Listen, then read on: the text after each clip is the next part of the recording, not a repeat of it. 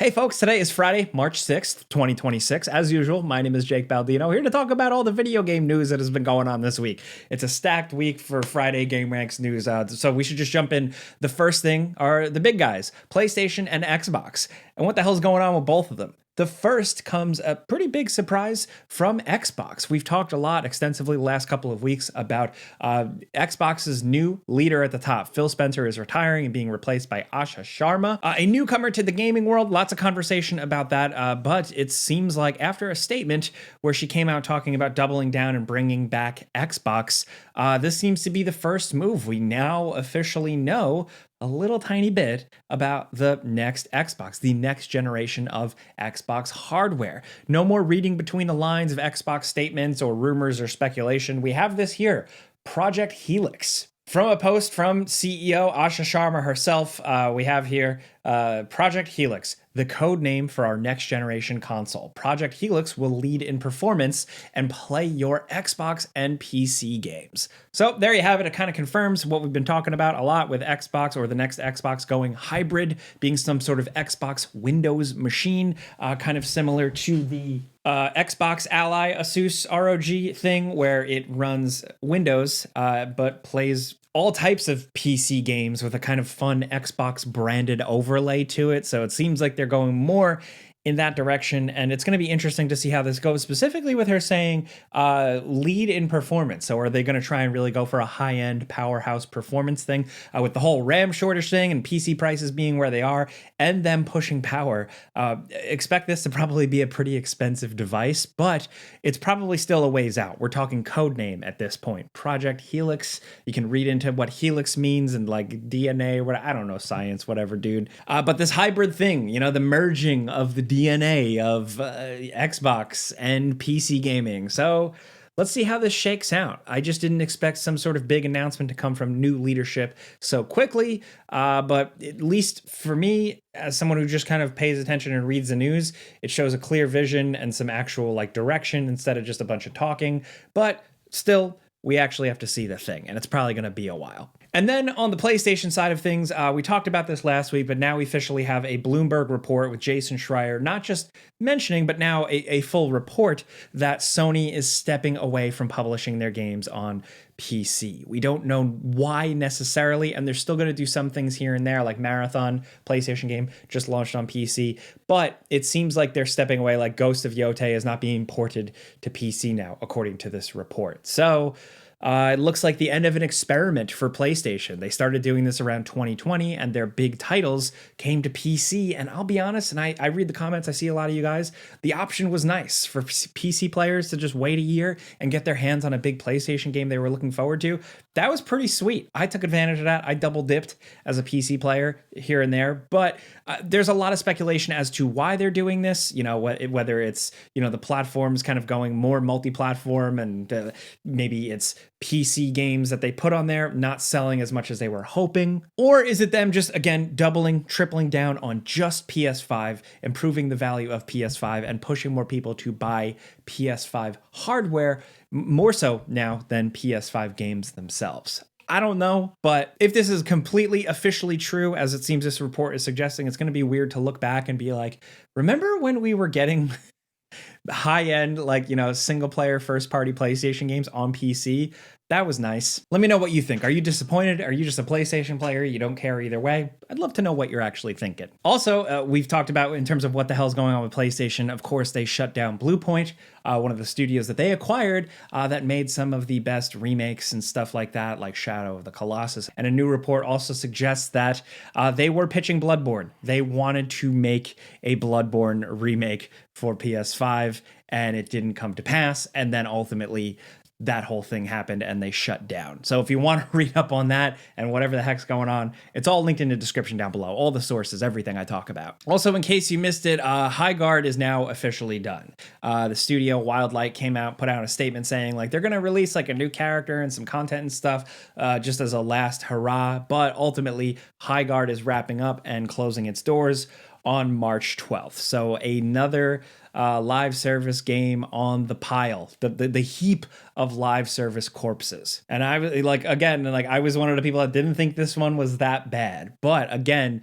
it's not good enough. It has to be the most incredible game ever to release, really to snatch away audiences from all the other live service games that they're addicted to. Next up, this message is sponsored by Raycon. Look, winter's almost over, spring is here, spring comes change, maybe a new routine. Me personally, I'm getting my act together and exercising more, and Raycon's actually been helping out with that, believe it or not, because of course, if you don't know, they provide quality, dependable wireless audio at about half the price versus other big premium wireless audio brands. They're always introducing new stuff, and now check out their bone conduction headphones. Yes, this is real tech, and it's great. I have loved wearing these during my little pathetic workouts that I try to attempt because they're essentially over your ear, meaning a gentle fit, and they're not earbuds, so they're not falling out of your ear. It stays on your head. And because they kind of float over your ears, you can still hear the outside world. So I'm listening to podcasts and music, but I can also hear whatever else is going on. So it's safe. 13 hours of battery life on this bad boy. IPX68 waterproof and dustproof if you get messy like me. And most importantly, they're comfortable, but also flexible. The bone conduction technology is cool. It kind of works like the codec in Metal Gear Solid 1, but if you want to check these out, you can actually get 20% off. I like them, so you should check them out. The bone conduction headphones are perfect for refreshing your routine this spring. Go to buyraycon.com/gameranxbc to get 20% off. Again, that's buyraycon.com/gameranxbc to get 20% off.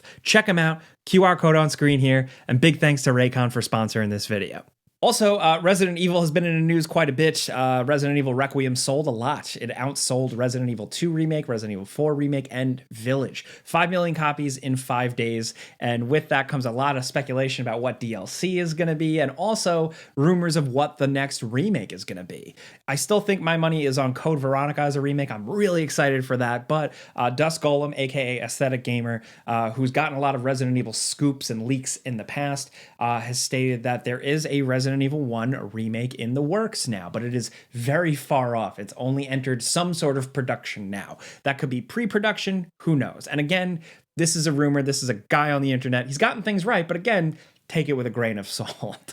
Still, I think that's potentially really cool. I talked about this a lot more in depth on my other YouTube channel, youtube.com/JakeBaldino. I know they already remade Resident Evil 1 and it is incredible, but if they do it again with the amount of love and care that they did with Resident Evil 2 Remake, I'd like to see it. Also, we got a lot of new game announcements this week. The first one is one of my favorites, Ruiner 2. They're making another Ruiner, a top-down kind of melee gun action RPG. Now, apparently, they're going full action RPG with this new one and leaning into co-op as well. The trailer doesn't really show gameplay, but it's still pretty hype. It has the Henry Cavill fist reload thing. When I do it, it looks pathetic, but you know.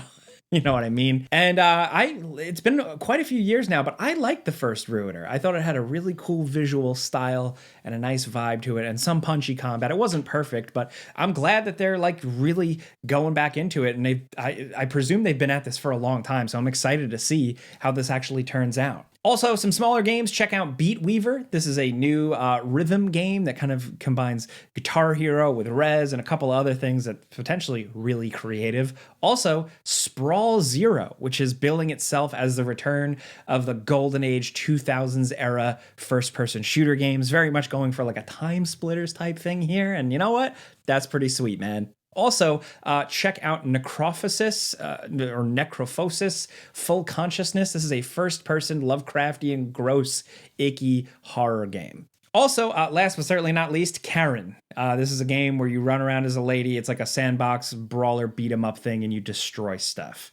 If you're outside of the U.S., this is not a phenomenon. This is like this is based on real life. Also, in some Ubisoft news, they've finally come out and officially confirmed to the public, even though they kind of did it in a shareholder thing years back, but the Assassin's Creed 4 Black Flag remake is official. It's Assassin's Creed Black Flag resynced, and we got a piece of concept art, which looks like it could have just been concept art for like the original AC4 Black Flag, but here you go. This is what they put. It's confirmed. Assassin's Creed Black Flag resynced. Keep your spyglass on the horizon. That's what they said. That's all we got.